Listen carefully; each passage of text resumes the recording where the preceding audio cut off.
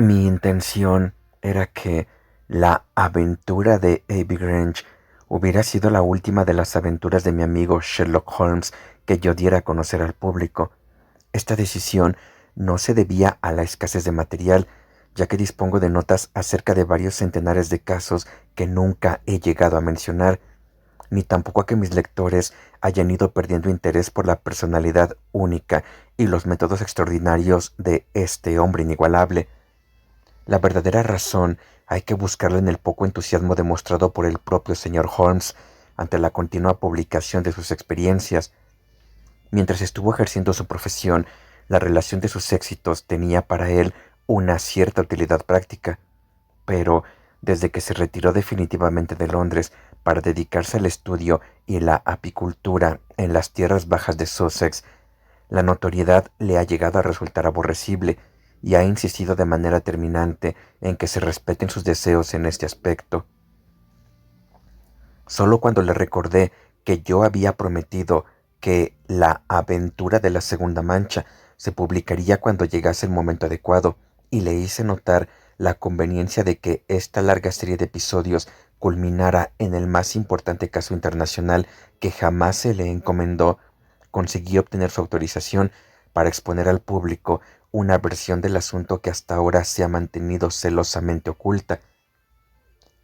Si en algún momento del relato parece que soy algo inconcreto en ciertos detalles, el lector sabrá comprender que existe una excelente razón para mi reticencia. Sucedió, pues, que un martes de otoño por la mañana, en un año y una década que quedarán sin precisar, recibimos en nuestros humildes aposentos de Baker Street a dos visitantes famosos en toda Europa. Uno de ellos, austero, solemne, dominante y con ojos de águila, era nada menos que el ilustre Lord Bellinger, dos veces primer ministro de Gran Bretaña.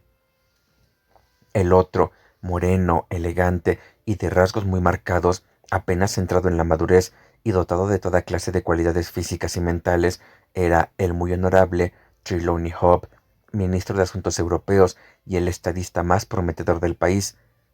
Se sentaron uno junto al otro en nuestro sofá lleno de papeles revueltos, y se notaba a primera vista, por sus expresiones preocupadas y ansiosas, que el asunto que los había traído era de la máxima importancia.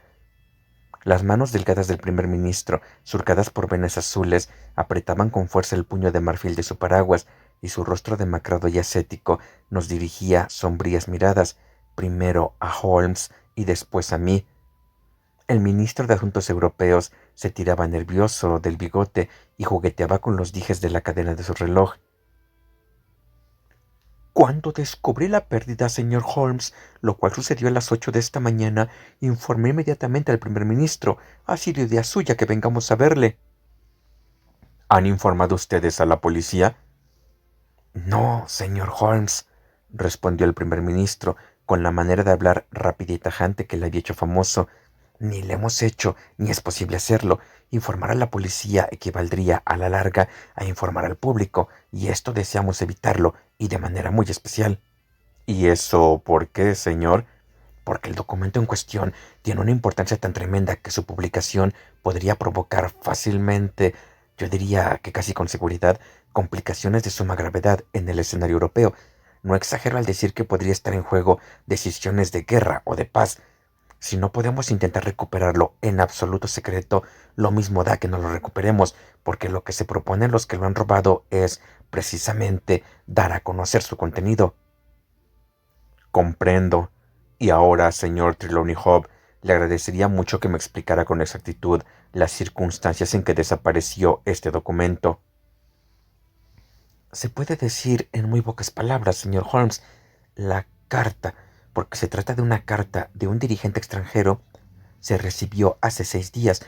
Era tan importante que ni siquiera la he querido dejar en mi caja fuerte, sino que la he llevado todas las noches a mi casa de Weyhall Terrace y la he tenido en mi habitación, dentro de un maletín cerrado con llave.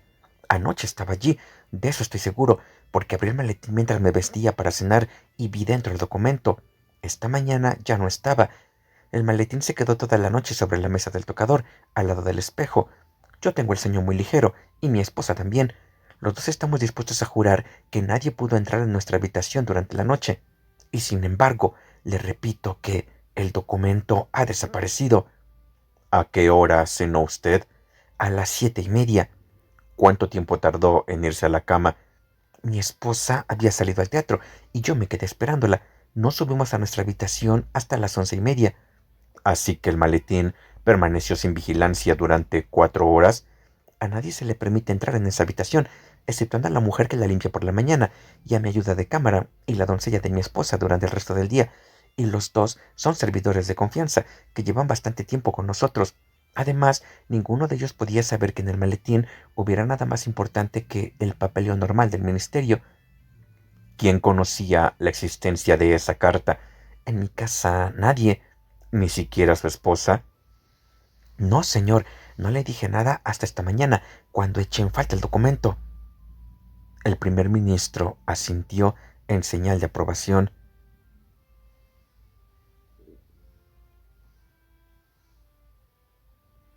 Hace mucho que conozco su elevado sentido del deber en cuestiones de su cargo, señor, dijo. Estoy convencido de que, trazándote de un secreto tan importante como este, lo pondría por encima incluso de sus lazos familiares más íntimos. El ministro de Asuntos Europeos correspondió con una inclinación de cabeza. Con eso no me hace usted más que justicia, señor. Hasta esta mañana no le había dicho a mi esposa ni una palabra del asunto. ¿No podría ella haberlo adivinado? No, señor Holmes, ni ella ni nadie podría haberlo adivinado. ¿Había pedido usted antes algún documento? No, señor. ¿Quién conocía en Inglaterra la existencia de esa carta? Ayer se informó a todos los ministros del Consejo, pero el juramento de secreto que rige en todas las reuniones del gabinete se reforzó ayer con una solemne advertencia del primer ministro. Dios mío, y pensar que a las pocas horas yo mismo iba a perderlo. Su atractivo rostro se contrajo en una mueca de desesperación mientras se mesaba el cabello con las manos. Por un momento tuvimos una fugaz visión de cómo era aquel hombre por dentro, impulsivo, ardiente, extremadamente sensible, pero al instante había adoptado de nuevo la máscara aristocrática y volvía a oírse su voz suave. Además de los miembros del Consejo de Ministros, hay 2 o tal vez 3 altos funcionarios que están enterados de la existencia de la carta. Nadie más en toda Inglaterra, señor Holmes, se lo aseguro. ¿Y en el extranjero? Me inclino a creer que no la ha visto nadie, más que la persona que la escribió. Estoy convencido de que sus ministros, de que no se han utilizado los cauces oficiales habituales. Holmes reflexionó durante unos momentos. Bien, señor, tengo que pedirle detalles más concretos sobre ese documento y saber por qué su desaparición puede acarrear tan graves consecuencias. Los dos estadistas intercambiaron una rápida mirada y las hirsutas cejas del primer ministro se contrajeron en un ceño fruncido. Verá, señor Holmes, está en un sobre largo y delgado, de color azul claro, tiene un sello de lacre rojo, con un león rampante estampado. La dirección está escrita a mano, en letra grande y firme. Me temo, interrumpió Holmes, que, por muy interesantes e incluso esenciales que sean esos detalles, mi pregunta debe llegar a la raíz del asunto. ¿De qué trataba esa carta? Eso es un secreto de Estado de la máxima importancia, y me temo que no puedo decírselo, y tampoco me parece que sea necesario. Si usted, valiéndose de las facultades que se dice que posee, es capaz de encontrar el sobre que le he descrito, con su contenido, habrá prestado un gran servicio a su país y se habrá hecho merecedor de cualquier recompensa que esté en nuestra mano concederle. Sherlock Holmes se puso en pie, sonriente. Son ustedes 2 de los hombres más ocupados del país, dijo, y yo mismo, en mi modestia, también tengo mucho trabajo por hacer. Lamento muchísimo no poder ayudarles en este asunto y prolongar esta entrevista sería una pérdida de tiempo. El primer ministro se puso en pie de un salto, con aquel mismo brillo rápido y feroz en sus ojos hundidos que acobardaba a los consejos de ministros. No estoy acostumbrado, empezó a decir, pero logró dominar su cólera y se sentó de nuevo. Durante un minuto o más todos permanecimos en silencio. Por fin, el anciano estadista se encogió de hombros. Tendremos que aceptar sus condiciones, señor Holmes. No cabe duda de que tiene usted razón, y no podemos esperar que se ponga en acción a menos que le otorguemos nuestra plena confianza. Estoy de acuerdo con usted, señor, dijo el estadista más joven. En tal caso, se lo contaré, confiando por completo en su honor y en el de su compañero, el doctor Watson. También podría apelar a su patriotismo, ya que no se me ocurre una desgracia peor para nuestro país que la que podría producirse si saliera a la luz este asunto. ¿Puede usted confiar en nosotros? Pues bien, la carta es de cierto dirigente extranjero, molesto por algunos sucesos coloniales en los que ha intervenido recientemente en nuestro país. La ha escrito en un arrebato y bajo su propia responsabilidad. Por lo que hemos podido averiguar, sus ministros no saben nada del asunto. Lo malo es que está redactada de un modo tan poco afortunado y algunas frases son tan provocativas que si se publicaran darían lugar, sin duda, a un estado de opinión muy peligroso. Se produciría en el país una ebullición de tal calibre que me atrevería a decir que, a la semana de publicarse la carta, este país se vería envuelto en una terrible guerra. Holmes escribió un nombre en una hoja de papel y se la pasó al primer ministro. Exacto, ha sido él. Y su carta, esta carta que puede significar un gasto de miles de millones y la pérdida de cientos de miles de vidas humanas, es la que se ha perdido de manera tan inexplicable. ¿Han informado ustedes al remitente? Sí, señor, hemos enviado un telegrama en clave. Tal vez él desee que la carta se publique. No, señor, tenemos razones de peso para creer que él se ha dado cuenta de que actuó de manera acalorada e imprudente. Para él y su país, la publicación de esta carta supondría un golpe aún más duro que para nosotros. En ese caso, ¿a quién le interesa que se publique la carta? Porque puede desear a alguien robarla o publicarla. Ahí, señor Holmes, nos metemos en el campo de la alta política internacional. Pero si considera usted la situación en Europa, no le resultará difícil comprender el motivo. Europa entera es un campamento armado. Existen dos alianzas con una potencia militar bastante equilibrada. Gran Bretaña se encuentra en condiciones de inclinar la balanza. Si se viera arrastrada la guerra contra una de las dos confederaciones, esto aseguraría la supremacía de la otra, tanto si ésta entra en guerra como si no. ¿Me sigue usted? Con toda claridad. Así pues, a los enemigos de este gobernante les interesaría apoderarse de la carta y publicarla con el fin de crear un enfrentamiento entre su país y el nuestro. Eso es. ¿Y a quién se le enviaría este documento en caso de caer en manos enemigas? A cualquiera de las grandes cancillerías de Europa. Probablemente en estos instantes ya va camino de una de ellas, a toda la velocidad a la que pueda llevarla un vehículo de vapor. El señor Trelawney Hobbs dejó caer la cabeza sobre el pecho y suspiró en voz alta. El primer ministro apoyó una mano consoladora en su hombro. Ha tenido usted mala suerte, querido amigo. Nadie le culpa de nada. No ha emitido usted alguna precaución. Y ahora, señor Holmes, ya dispone usted de todos los datos. ¿Qué medidas recomienda? Holmes movió la cabeza con expresión triste. ¿Está usted convencido, señor, de que si no se recupera ese documento, habrá guerra? Lo considero muy probable. Entonces, señor, prepárese para la guerra. Esas son palabras muy duras, señor Holmes. Considere los hechos, señor. Es completamente imposible que lo robaran después de las 11:30 de la noche, ya que, según he creído entender, el señor Hobbs y su esposa permanecieron en su habitación desde esa hora hasta que se descubrió el robo.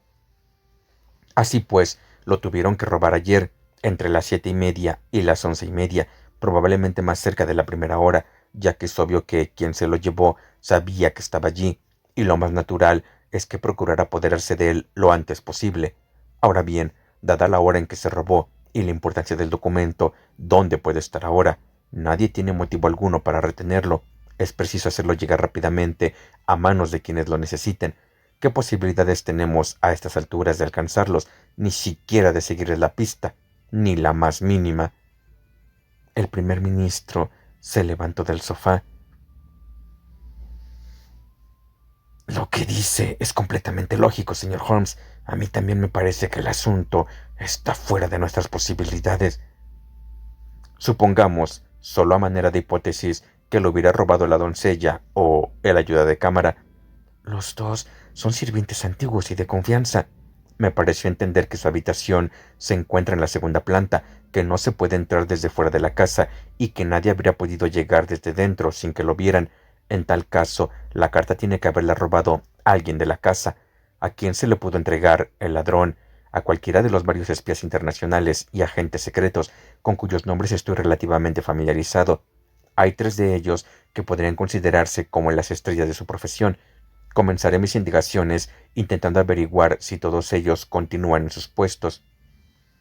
En caso de faltar alguno de ellos, y sobre todo si falta desde anoche, dispondremos de algún indicio sobre el lugar de destino del documento. ¿Por qué no habría de continuar en su puesto?, preguntó el ministro de Asuntos Europeos.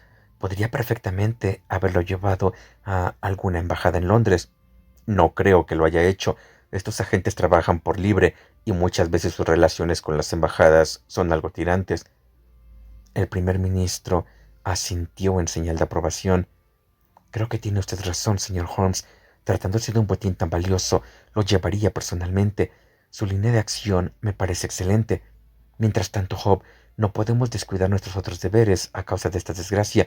En caso de producirse alguna novedad durante el día de hoy, nos pondremos en comunicación con usted. Y usted, naturalmente, nos tendrá al corriente de los resultados de sus investigaciones. Los 2 estadistas hicieron una inclinación de cabeza y salieron de la habitación con aire solemne. Cuando nuestros ilustres visitantes se hubieran marchado, Holmes encendió su pipa sin pronunciar palabra y se quedó un buen rato sumido en profundas reflexiones. Yo me había puesto a hojear el periódico de la mañana y me encontraba inmerso en un crimen sensacional que se había cometido en Londres la noche antes, cuando mi amigo soltó una exclamación, se puso en pie de un salto y dejó la pipa sobre la repisa de la chimenea. ¡Sí!, dijo. No hay mejor manera de abordarlo. La situación es muy grave, pero no desesperada. Si pudiéramos estar seguros de cuál de ellos la tiene, porque todavía es posible que no haya salido de sus manos. Al fin y al cabo, estos tipos se mueven por dinero, y yo cuento con el respaldo del Tesoro Nacional. Si está a la venta, puedo comprarla, aunque ello signifique que todos paguemos un penique más de impuestos. Es perfectamente posible que nuestro hombre esté aguardando escuchar las ofertas de este bando antes de probar suerte con el otro, y solo existen 3 hombres capaces de jugar un juego tan arriesgado: Overstein, Lottetre y Eduardo Lucas. Tendré que verlos a los 3. Yo eché un vistazo al periódico. ¿Se refiere usted a Eduardo Lucas de Godolphin Street? Sí. Pues a ese no lo verá usted. ¿Por qué no? Esta noche ha sido asesinado en su casa. Eran tantas las veces que mi amigo me había asombrado en el transcurso de sus aventuras que sentí verdadera satisfacción al darme cuenta de que esta vez era yo quien le había dejado completamente atónito. Me miró como alucinado y me arrebató el periódico de las manos. Esto era lo que estaba leyendo cuando él se levantó de su asiento. Asesinato en Westminster. La pasada noche se cometió un crimen en circunstancias misteriosas en el número 16 de Godolphin Street, una vetusta y solitaria calle de edificios del siglo XVIII, situada entre el río y la abadía, casi a la sombra de la gran torre del Parlamento. La pequeña pero señorial mansión llevaba varios años habitada por el señor Eduardo Lucas, muy conocido en los círculos sociales por su atractiva personalidad y por tener merecida fama de ser uno de los mejores tenores aficionados del país. El señor Lucas era soltero, de 34 años, y su servicio estaba formado por la señora Pringle, su anciana ama de llaves, y un ayuda de cámara llamado Mitton. La primera se retira pronto y duerme en el piso alto. El ayuda de cámara había salido a visitar a un amigo que reside en Hammersmith. Así pues, el señor Lucas se quedó solo en casa desde las 10 de la noche. Todavía no se sabe lo que ocurrió en ese tiempo, pero a las 12 menos cuarto, el agente de policía Barrett, que hacía la ronda por Godolphin Street, observó que la puerta del número 16 se encontraba entreabierta. Llamó sin obtener respuesta y, al advertir una luz en la habitación delantera, avanzó por el pasillo y llamó de nuevo a la puerta de esta habitación, con idéntico resultado negativo. Entonces abrió la puerta de un empujón y penetró en la estancia. La habitación se encontraba en absoluto desorden, con todos los muebles amontonados a un lado y una silla volcada en el centro. Junto a esa silla, aferrado todavía a una de sus patas, yacía el desdichado inquilino de la casa. Había recibido una puñalada en el corazón que debió producirle la muerte instantánea. El cuchillo con el que se cometió el crimen es una daga india de hoja curva, descolgada de una panoplia de armas orientales que adornaba una de las paredes. En cuanto al móvil del crimen, no parece haber sido el robo, ya que no falta ninguno de los objetos de valor que contenía la habitación. El señor Eduardo Lucas era tan conocido y apreciado que su violenta y misteriosa muerte ha provocado una gran consternación en su extenso círculo de amistades.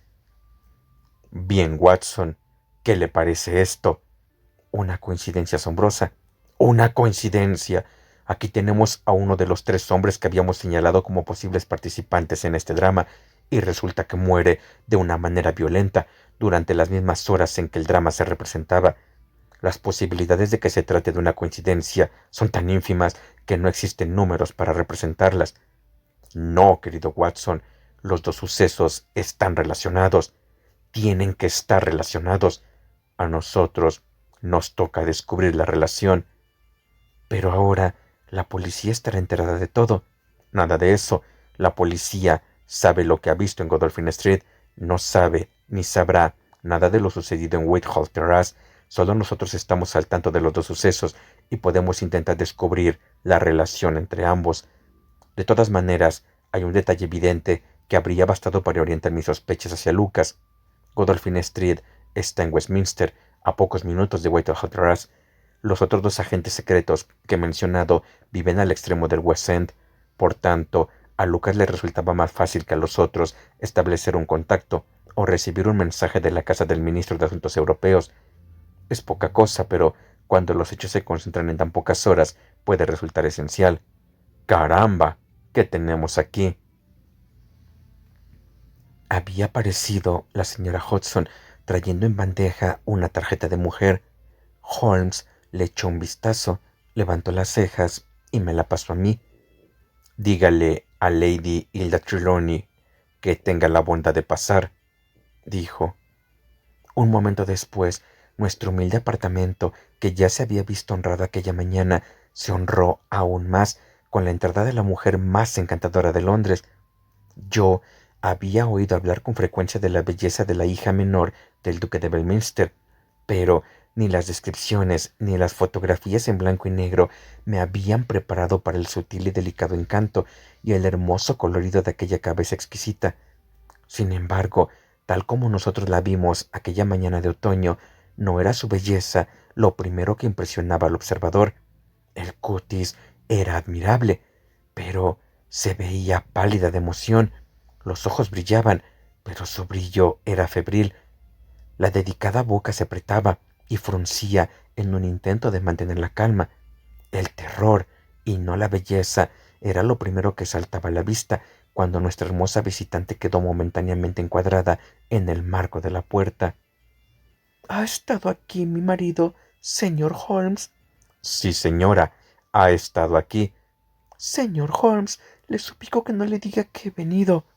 Holmes respondió con una fría inclinación de cabeza y le ofreció un asiento. Señora, me coloca usted en una situación muy delicada. Le ruego que se siente y me explique qué desea, pero me temo que no puedo hacerle promesas incondicionales. La dama cruzó la habitación y se sentó de espaldas a la ventana. Verdaderamente, aquella mujer alta, elegante e intensamente femenina tenía el porte de una reina. Señor Holmes, dijo, mientras cruzaba y descruzaba las manos enfundadas en guantes blancos, voy a hablarle con sinceridad y confío en que usted a cambio sea sincero conmigo. Entre mi marido y yo existe absoluta confianza en todos los aspectos, excepto en uno, la política. Para este tema sus labios están sellados, no me cuenta nada. Ahora bien, me consta que anoche ocurrió en nuestra casa un incidente sumamente deplorable. Sé que ha de parecido un documento, pero como se trata de asunto político, mi esposo se niega a contarme los detalles. Sin embargo, es esencial, repito, que yo me entere de todo.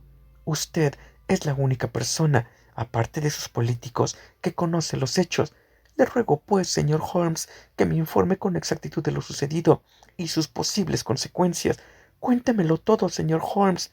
No se calle por consideración a los intereses de su cliente, porque le aseguro que, aunque él no se da cuenta, lo más conveniente para sus intereses sería confiar plenamente en mí. ¿Qué papel es ese que han robado? Señora, lo que me pide es completamente imposible. Ella dejó escapar un gemido y se cubrió el rostro con las manos. Tiene que comprenderlo, señora. Si su marido considera que debe mantenerla al margen de este asunto, ¿cómo voy a contarle lo que él ha decidido ocultar, habiendo conocido los hechos bajo promesa de secreto profesional? No está bien que me lo pida. Tendría que preguntárselo a él. Ya se lo he preguntado. He acudido a usted como último recurso. Pero, aunque no me diga nada concreto, señor Holmes, puede usted hacerme un gran servicio si me aclara un único detalle. ¿Cuál, señora? ¿Puede este incidente perjudicar la carrera política de mi marido? Bueno, señora, desde luego, a menos que se resuelva favorablemente, puede tener efectos muy lamentables. Ah, exclamó ella, respirando hondo, como quien acaba de ver resueltas sus dudas. Una pregunta más, señor Holmes. Por un comentario que se le escapó a mi esposo bajo la primera impresión del desastre, he creído entender que la pérdida de este documento podría acarrear terribles consecuencias para la nación. Si él lo dijo, no seré yo quien lo niegue. ¿Qué clase de consecuencias? Lo siento, señora. Otra vez me pregunta usted más de lo que yo puedo responder. En tal caso, no le haré perder más tiempo. No le culpo, señor Holmes, por negarse a hablar más abiertamente, y estoy segura de que usted, por su parte, no pensará mal de mí por intentar compartir los problemas de mi marido, aun en contra de su voluntad. Una vez más, le ruego que no le diga nada de mi visita. Al llegar a la puerta, se volvió para mirarnos, y tuve una última visión de aquel rostro hermoso y atormentado, con los ojos asustados y la boca apretada. Un instante después se había ido. Bueno, Watson, el bello sexo es su especialidad, dijo Holmes con una sonrisa cuando el ondulante frufru de las faldas concluyó con un portazo. ¿A qué juega esta dama? Me parece que lo ha dicho bien claro, y su ansiedad es muy natural. Piense en su aspecto, Watson, en su manera de actuar, en su excitación contenida, su inquietud, su insistencia en hacer preguntas. Recuerde que pertenece a una casta que no suele exteriorizar sus emociones.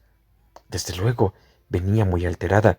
Recuerde también el curioso convencimiento con que nos aseguró que sería mejor para su marido que ella lo supiera todo.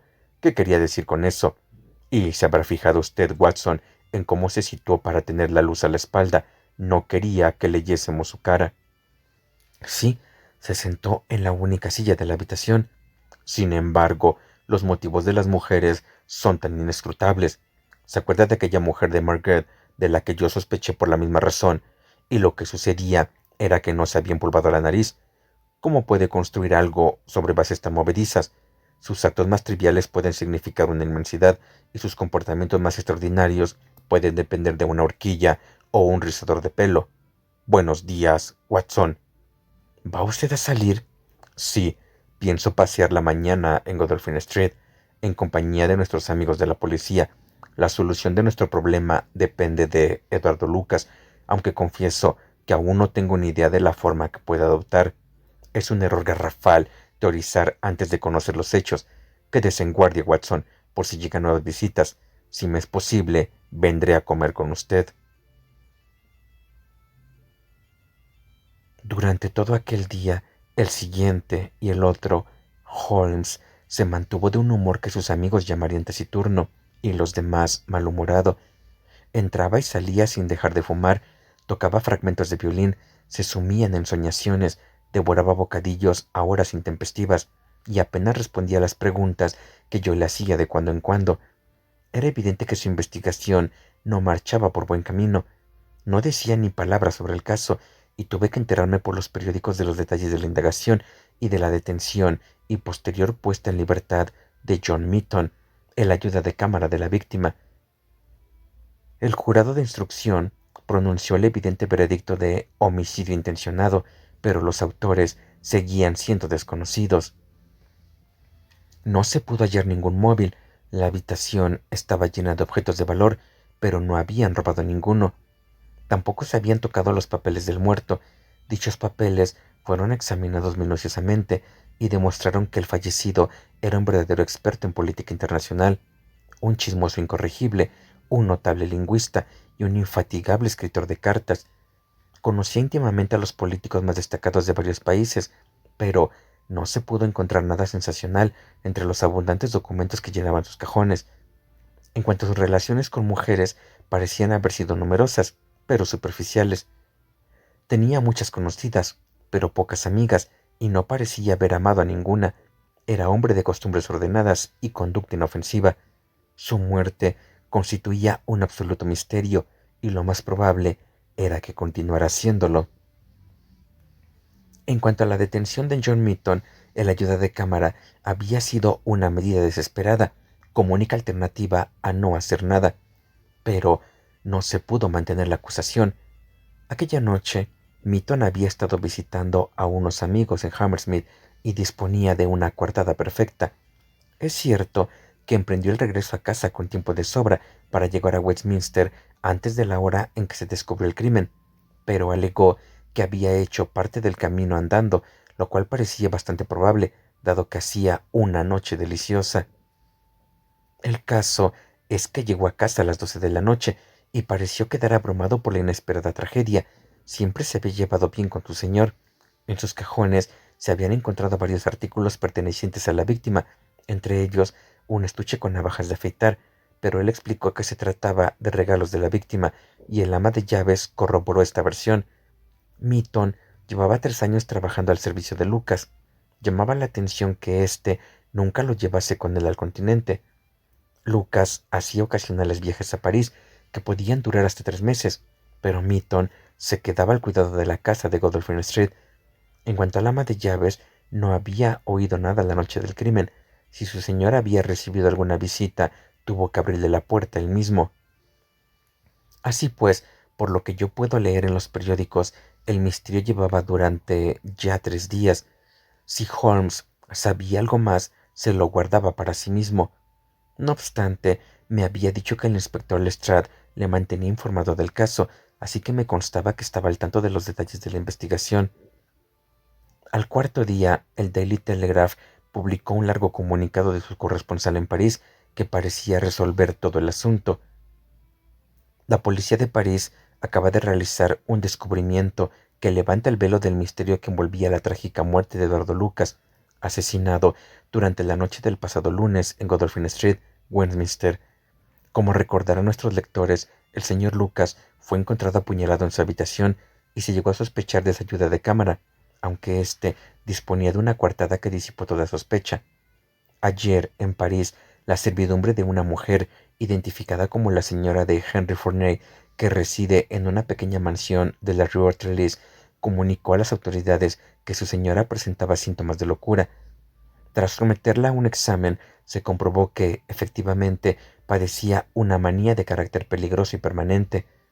La policía ha podido averiguar que la señora de Henry Fourney había llegado de Londres el martes y existen indicios que la relacionan con el crimen de Westminster. La comparación de fotografías ha demostrado de manera concluyente que los señores Henry Fourney y Eduardo Lucas eran una misma persona y que por alguna razón el fallecido llevaba una doble vida entre Londres y París. La señora Fourney, que es de origen criollo, tiene un carácter muy excitable y en ocasiones ha sufrido ataques de celos de tipo histérico. Se sospecha que durante uno de estos ataques cometió el crimen que tanta sensación ha causado en Londres. No se han reconstruido aún sus movimientos durante la noche del lunes, pero se sabe con certeza que una mujer que responde a su descripción causó un gran revuelo el martes por la mañana en la estación de Charing Cross. Con su aspecto enloquecido y sus gestos violentos. Así pues, parece probable que cometiera el crimen en un ataque de locura o que perdiera el juicio a causa de su acción. Por el momento, la infeliz mujer se ha mostrado incapaz de hacer una declaración coherente y los médicos no abrigan esperanzas de que recupere la razón.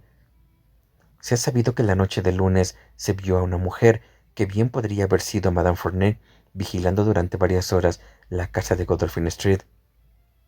¿Qué le parece esto, Holmes?, pregunté después de haberle leído el artículo en voz alta mientras él terminaba el desayuno. Querido Watson, respondió levantándose de la mesa y dando zancadas por la habitación. Yo sé lo mucho que estoy sufriendo, pero si no le he contado nada en estos 3 días es porque no hay nada que contar, y tampoco este informe de París nos sirve de mucha ayuda. Pues parece que aclara de manera concluyente la muerte de este hombre. La muerte de ese hombre no es más que un mero incidente, un episodio trivial en comparación con nuestra auténtica tarea, que consiste en seguir la pista de ese documento y salvar a Europa de la catástrofe. En estos 3 días solo ha ocurrido una cosa importante, y es que no ha ocurrido nada. Recibo informes del gobierno casi cada hora, y en ninguna parte de Europa se ha advertido señal alguna de agitación. En cambio, cierta carta estuviera circulando. No, no puede estar circulando. Pero en ese caso, ¿dónde está? ¿Quién la tiene? ¿Por qué la mantiene oculta?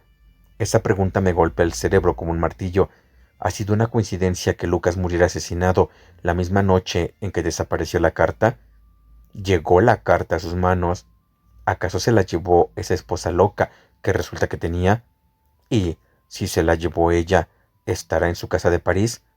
¿Cómo podría yo registrarla sin despertar las sospechas de la policía francesa?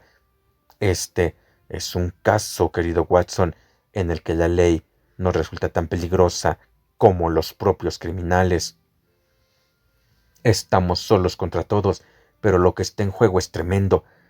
Si lograra resolverlo de manera satisfactoria, no cabe duda de que este caso representaría el broche de oro a mi carrera.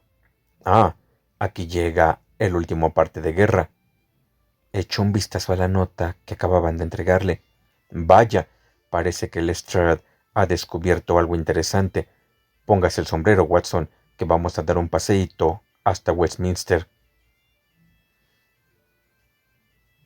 Era mi primera visita al escenario del crimen, una casa alta y estrecha, algo deslucida, cursi, correcta y sólida como el siglo que la vio nacer. El rostro de Bulldog de Lestrade nos miraba desde la ventana delantera. Un corpulento policía de uniforme nos abrió la puerta y el inspector nos salió a recibir efusivamente. Nos hizo pasar a la habitación en la que se había cometido el crimen, pero ya no quedaba ninguna huella del mismo, con excepción de una fea mancha de forma irregular sobre la alfombra. Dicha alfombra era una pieza india, pequeña y cuadrada, situada en el centro de la habitación y rodeada por amplios márgenes de precioso entarimado antiguo, formado por bloques cuadrados de madera muy pulimentados. Sobre la chimenea colgaba una magnífica panoplia llena de armas, una de las cuales era la que se había utilizado aquella trágica noche. Junto a la ventana había un suntuoso escritorio, y todos los detalles de la habitación, cuadros, alfombras y colgaduras, indicaban un gusto por lo fastuoso que rondaba los límites de la afectación. ¿Ha leído las noticias de París?, preguntó Lestrade. Holmes asintió. Esta vez parece que nuestros amigos franceses han dado en el clavo. No cabe duda de que ocurrió como ellos dicen. Supongo que ella llamó a la puerta, una visita sorpresa, porque el hombre mantenía sus dos vidas en compartimentos estancos, y él la dejó entrar porque no podía dejarla en la calle. Ella le explicó cómo había logrado dar con él, le reprochó su conducta, una cosa llevó a la otra, y con esa daga tan al alcance de la mano pasó lo que tenía que pasar. Sin embargo, no debió suceder de buenas a primeras, porque todas estas sillas estaban corridas hasta allí, y el hombre tenía una en las manos, como si con ello hubiera intentado mantener a la mujer a distancia. Está todo tan claro como si lo hubiéramos visto. Holmes arqueó las cejas. Y sin embargo, me ha hecho llamar. Ah, sí, es por otra cosa. Una pequeñez, pero de esas que a usted le interesan. Una cosa bastante rara, ¿sabe? Podríamos decir que extravagante. No tiene nada que ver con el asunto principal. Nada que ver. Eso salta a la vista. ¿Y de qué se trata entonces? Pues bien, ya sabe usted que cuando se comete un crimen de este tipo, ponemos mucho cuidado en dejarlo todo como estaba. No se ha cambiado nada de sitio. Hay un agente de guardia día y noche. Esta mañana, después de enterrar a la víctima y dar por terminadas las investigaciones en lo que a este cuarto se refiere, se nos ocurrió adecentarlo un poco. ¿Ve esa alfombra? Fíjese en que no está clavada al suelo, solo colocada encima, así que pudimos levantarla y encontramos... Sí, que encontraron. El rostro de Holmes se estaba poniendo tenso de ansiedad. Estoy seguro de que no lo adivinaría ni en 100 años. ¿Ve usted esa mancha en la alfombra? Es de suponer que una buena parte debió de atravesar de alfombra hasta el suelo. ¿No le parece? Desde luego que sí. Pues bien, le sorprenderá saber que no hay ninguna mancha en la madera del suelo. Que no hay mancha, pero sí tiene que haberla. Sí, eso pensaría cualquiera, pero lo cierto es que no hay mancha. Agarró la punta de la alfombra y la levantó para demostrar lo que decía. Sin embargo, la alfombra está tan manchada por debajo como por encima. Tiene que haber dejado alguna mancha. Lestrade se rió por lo bajo, encantado de tener tan desconcertado al famoso experto. Ahora verá la explicación. Sí que hay una segunda mancha, pero no está debajo de la primera. Véalo usted mismo. Y diciendo esto, levantó otra parte de la alfombra, y efectivamente allí había una gran mancha escarlata sobre la madera blanca del antiguo entarimado. ¿Qué le parece esto, señor Holmes? Bueno, es muy sencillo. Las dos manchas coincidían, pero alguien ha girado la alfombra. Era fácil hacerlo, siendo cuadrada y no estando sujeta al suelo. Hombre, señor Holmes, no hace falta que usted nos diga que alguien ha girado la alfombra. Eso está clarísimo, ya que las manchas coinciden a la perfección, con solo poner la alfombra de esa otra manera. Lo que yo querría saber es quién giró la alfombra y por qué. El rostro rígido de Holmes indicaba que mi amigo estaba vibrando de excitación interna. Vamos a ver, Lestrade, dijo. ¿Ese policía del pasillo ha estado de guardia en la casa todo el tiempo? Pues sí. Bien, siga mi consejo, interróguelo a fondo, no lo haga delante de nosotros, llévelo a la habitación de atrás y nosotros nos quedaremos esperando aquí. Pregúntele cómo se ha atrevido a dejar que entrase aquí gente y se quedara sola en esta habitación. No le pregunte si ha dejado entrar a alguien, délo por hecho, dígale que usted sabe que aquí ha estado alguien, apriétele, dígale que la única oportunidad que tiene de obtener el perdón es haciendo una confesión completa. Haga exactamente lo que le digo. Por San Jorge, que si sabe algo, yo se lo sacaré, exclamó Lestrade, saliendo disparado hacia el vestíbulo. A los pocos segundos oímos su voz autoritaria, procedente de la habitación de atrás. Ahora, Watson, ahora, gritó Holmes con ansia frenética. Toda la fuerza demoníaca que aquel hombre disimulaba bajo su máscara de indiferencia estalló en un paroxismo de energía. Apartó de un tirón la alfombra india y un instante después estaba a cuatro patas, hurgando con las uñas las tablillas del suelo. Una de ellas se movió hacia un lado al introducir Holmes las uñas en la juntura y giró hacia atrás como la tapa de una caja, descubriendo una pequeña y negra cavidad bajo el suelo. Holmes introdujo su ansiosa mano en el hueco y volvió a sacarla con un gruñido de disgusto y decepción. Estaba vacío. Deprisa, Watson, deprisa. Hay que volverla a colocar. Volvió a tapar el hueco y apenas habíamos tenido tiempo de colocar en su sitio la alfombra cuando oímos la voz de Lestrade en el pasillo. Al entrar, encontró a Holmes lánguidamente apoyado en la repisa de la chimenea, con expresión resignada y paciente, como si le costara trabajo disimular sus irreprimibles bostezos. Lamento haberle hecho esperar, señor Holmes. Ya veo que se está muriendo de aburrimiento con este asunto. Bien, pues sí que ha confesado. Acérquese, Macpherson. Quiero que estos caballeros se enteren de su inexcusable conducta. El enorme policía, sonrojadísimo y muy arrepentido, entró como arrastrándose en la habitación. Lo hice sin mala intención, señor, se lo aseguro. La señorita llamó anoche a la puerta. Se había equivocado de casa, ¿sabe usted? Y nos pusimos a hablar. Se siente uno muy solo cuando tiene que estar de guardia todo el día. Bien. ¿Y qué sucedió luego? Quería ver el lugar donde se había cometido el crimen. Dijo que había leído la noticia en los periódicos. Era una señorita muy respetable y muy bien hablada, señor, y no vi nada de malo en dejarla que echara un vistazo. Cuando vio la mancha en la alfombra, cayó desmayada al suelo y se quedó como muerta. Corrí a la parte de atrás y traje un poco de agua, pero no conseguí hacerla volver en sí. Entonces fui a Libby Plant, el bar de la esquina, para pedir un poco de brandy, pero cuando regresé a la casa, la joven había vuelto en sí y se había marchado. Supongo que se sintió avergonzada y no se atrevió a encararse conmigo. ¿Y qué me dice de lo de mover esa alfombra? Verá, señor, desde luego estaba un poco arrugada cuando yo volví. Como ella se cayó encima y la alfombra está sobre un suelo pulido sin que nadie la sujete, así que la estiré un poco. Eso le enseñará que no puede usted engañarme, agente Macpherson, dijo Lestrade muy digno. Seguro que pensaba que nunca se descubriría que había faltado usted a su deber.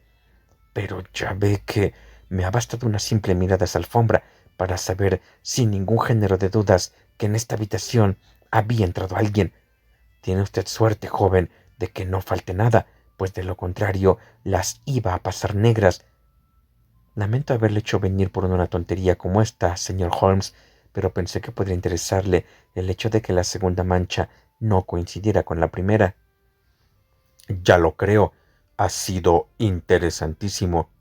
Dígame, agente, ¿esa mujer solo ha estado aquí una vez? Sí, señor, solo una vez. ¿Quién era? No sé cómo se llama, señor.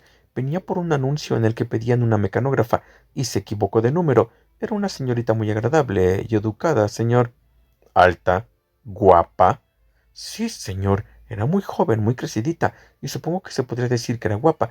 Quizás hubiera quien dijera que era muy guapa. Oh, agente, por favor, déjeme echar un vistazo, me dijo. Era muy simpática y, como le diría, persuasiva, y no me pareció que hubiera nada de malo en dejarle asomar la cabeza por la puerta. ¿Cómo iba vestida? Muy discreta, señor, con una capa larga que le llegaba a los pies. ¿Qué hora era? Empezaba a oscurecer. Estaban encendiendo las farolas cuando yo regresaba con el brandy. Muy bien, dijo Holmes. Vamos, Watson. Creo que tenemos cosas más importantes que hacer en otra parte.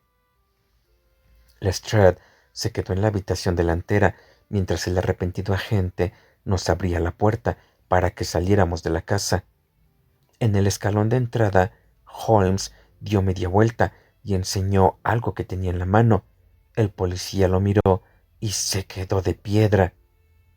¡Cielo santo, señor! Exclamó con el asombro pintado en el rostro. Holmes se llevó el dedo a los labios, volvió a meterse la mano en el bolsillo del pecho y estalló en carcajadas mientras nos alejábamos calle abajo. ¡Excelente!, dijo. Vamos, amigo Watson, está a punto de levantarse el telón para el último acto. Le tranquilizará saber que no habrá guerra, que el muy honorable Trelawney Hobb no verá truncada su brillante carrera, que el indiscreto gobernante no será castigado por su indiscreción, que el primer ministro no tendrá que enfrentarse a ningún conflicto en Europa, y que con un poco de tacto y habilidad por nuestra parte nadie saldrá perjudicado por lo que podría haber sido un incidente gravísimo.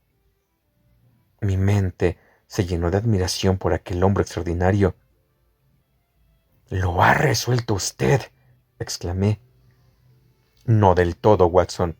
Todavía hay algunos detalles que continúan tan oscuros como antes, pero tenemos ya tanto que será culpa nuestra si no conseguimos el resto. Vamos derechos a Whitehall Terrace y pondremos fin al asunto. Cuando llegamos a la residencia del ministro de Asuntos Europeos, Holmes preguntó por Lady Hilda Trelawney Hobb. Nos hicieron pasar a una sala de estar. Señor Holmes, dijo la señora, con el rostro encendido de indignación. esto es muy indiscreto y desconsiderado por su parte. Creí haberle explicado que deseaba mantener en secreto la visita que hice, para que mi esposo no fuera a creer que me entrometo en sus asuntos. Y a pesar de ello, me compromete usted viniendo aquí y dando a entender que existen relaciones profesionales entre nosotros. Por desgracia, señora, no tenía alternativa. Se me ha encomendado recuperar ese importantísimo documento y me veo obligado, señora, a pedirle que tenga la amabilidad de entregármelo. La dama se puso en pie de un salto y todo el color desapareció de su hermoso rostro. Se le pusieron los ojos vidriosos, se tambaleó y pensé que iba a desmayarse. Pero enseguida, con un tremendo esfuerzo, se recuperó del golpe y el asombro y la indignación más completos borraron cualquier otra expresión de sus facciones. Eso es un insulto, señor Holmes. Vamos, vamos, señora, es inútil. Entrégueme la carta. Ella se precipitó hacia la campanilla. El mayordomo les indicará la salida. No le llame Lady Hilda. Si lo hace, frustrará mis sinceros esfuerzos por evitar un escándalo. Entrégueme la carta y todo saldrá bien. Si colabora conmigo, yo lo arreglaré todo. Si se me enfrenta, tendré que descubrirla. Ella siguió desafiante, con la dignidad de una reina, y clavó sus ojos en los de Holmes, como si pretendiera leer en su alma. Tenía la mano en la campanilla, pero no se decidía a hacerla sonar. Está intentando asustarme. No es muy de hombre, señor Holmes, eso de venir aquí a intimidar a una mujer. Dice que sabe algo. A ver, ¿qué es lo que sabe? Le ruego que se siente, señora. Si se cae, puede hacerse daño. No hablaré hasta que se haya sentado. Gracias. Le concedo 5 minutos, señor Holmes. Con uno me bastará, Lady Hilda. Estoy enterado de su visita a Eduardo Lucas, de que usted le entregó el documento, de su ingenioso regreso de ayer a la habitación de Lucas y de cómo sacó la carta del escondrijo que hay debajo de la alfombra. Ella se le quedó mirando con el rostro ceniciento y tragó saliva 2 veces antes de poder hablar. Está usted loco, señor Holmes, loco, consiguió exclamar por fin. Holmes sacó del bolsillo un trocito de cartulina.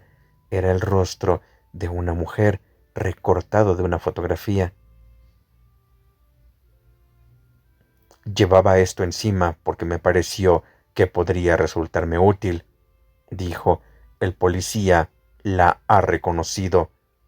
Lady Hilda se quedó boquiabierta y dejó caer la cabeza hacia atrás.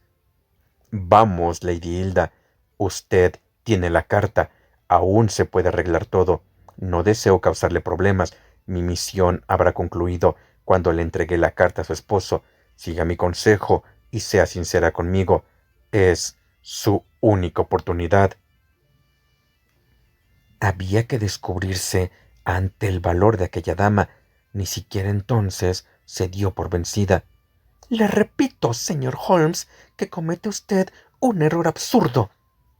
Holmes se levantó de su asiento.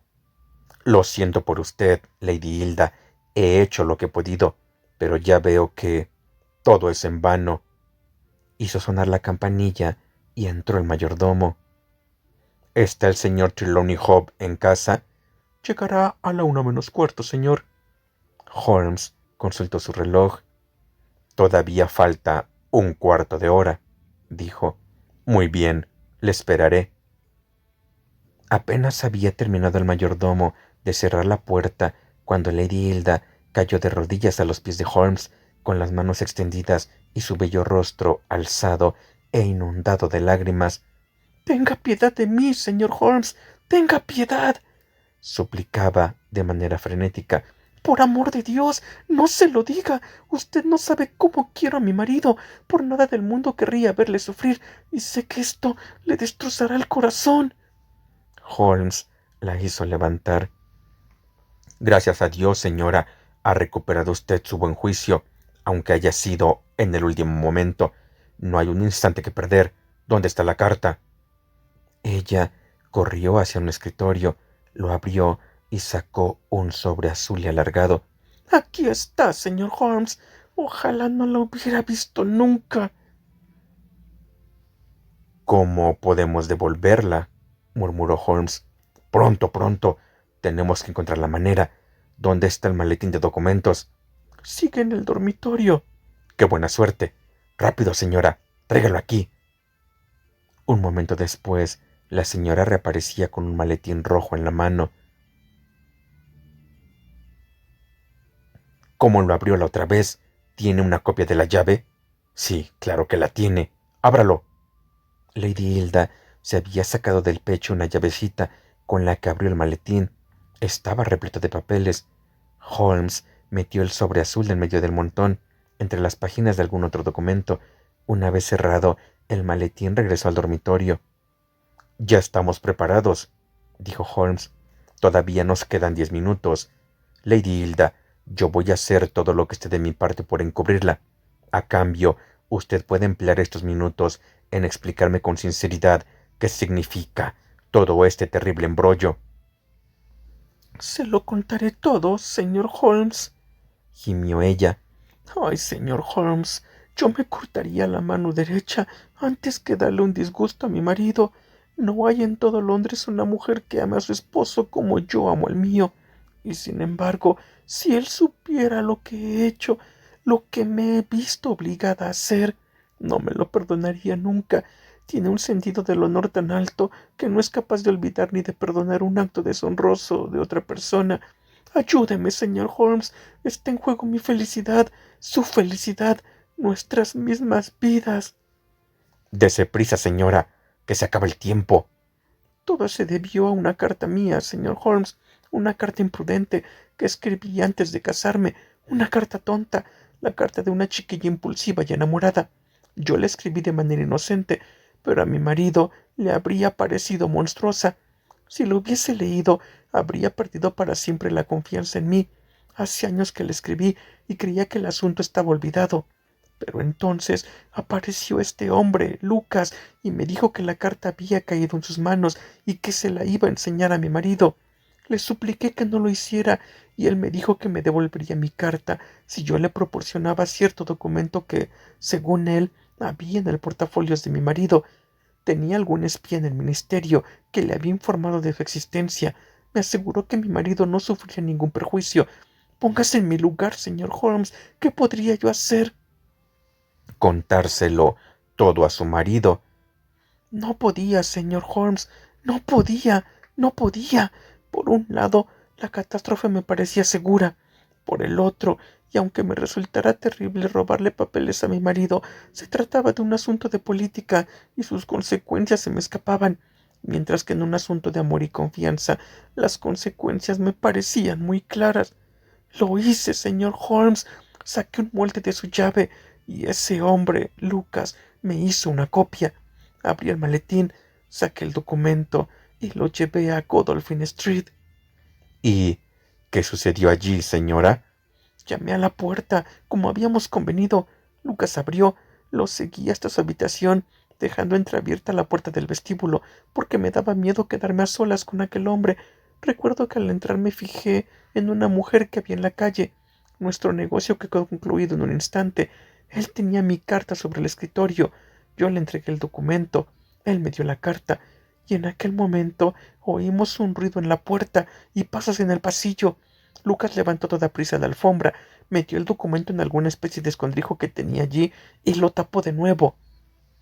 Lo que sucedió a continuación es como una espantosa pesadilla. Conservo la visión de una cara morena y desencajada y el sonido de una voz de mujer que gritaba en francés. Mi espera no ha sido en vano. Por fin te he encontrado con ella. Se entabló una lucha feroz. Recuerdo que él cogió una silla y que en las manos de ella brillaba un cuchillo.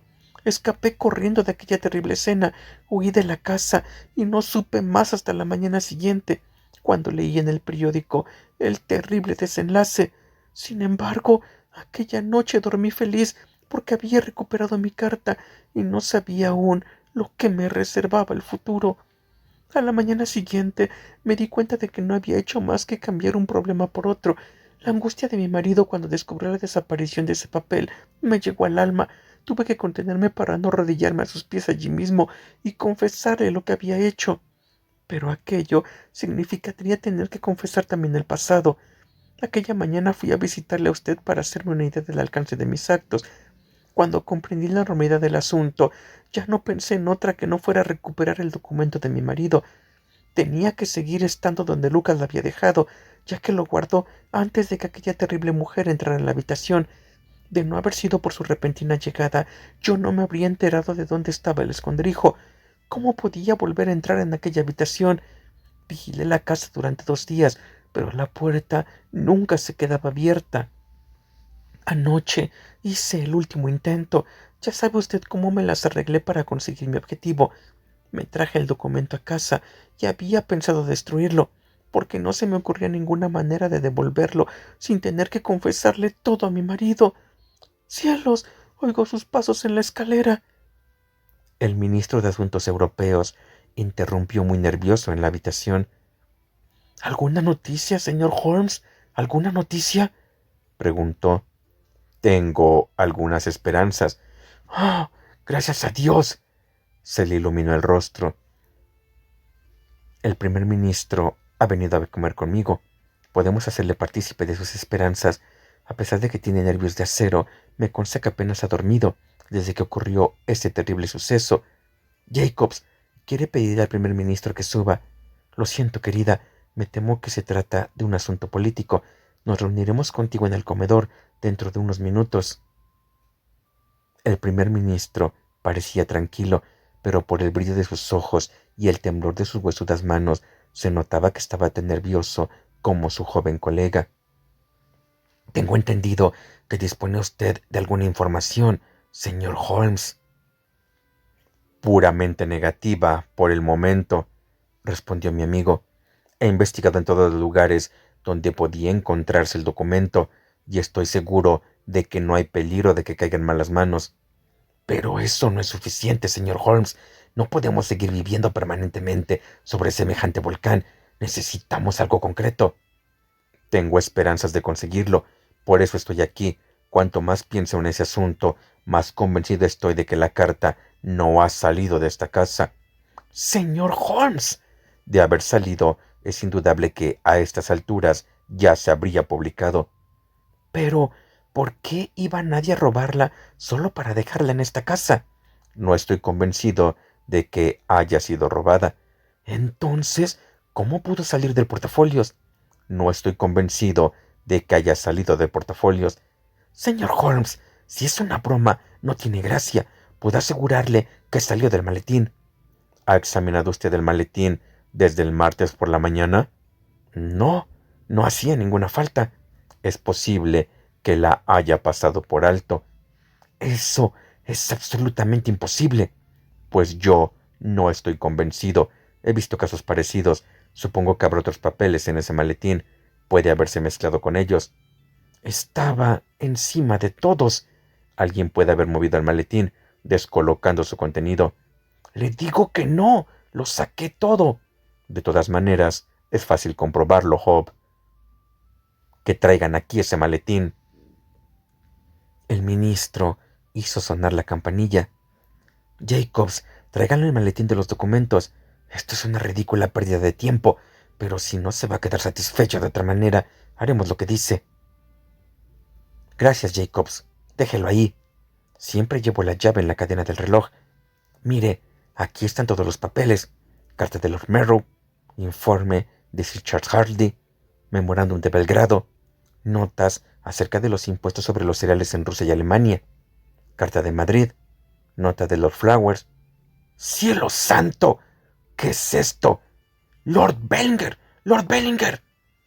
El primer ministro le arrebató la mano el sobre azul.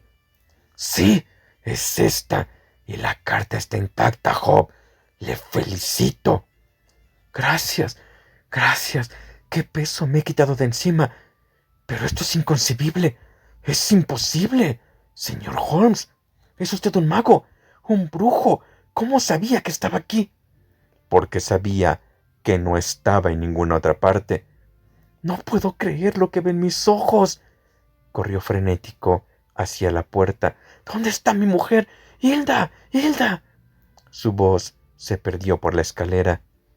El primer ministro miró a Holmes con un centelleo en los ojos. Vamos, vamos, dijo. Aquí hay más de lo que salta a la vista. ¿Cómo volvió la carta a meterse en el maletín? Sonriendo, Holmes se volvió para eludir el intento escrutinio de aquellos ojos tan extraordinarios. También nosotros tenemos nuestros secretos diplomáticos, dijo, y recogiendo su sombrero, se encaminó hacia la puerta.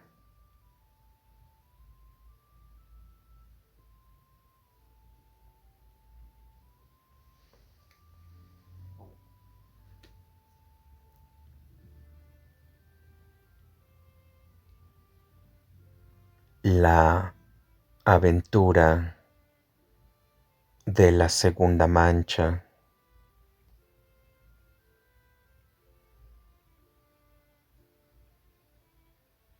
El regreso de Sherlock Holmes.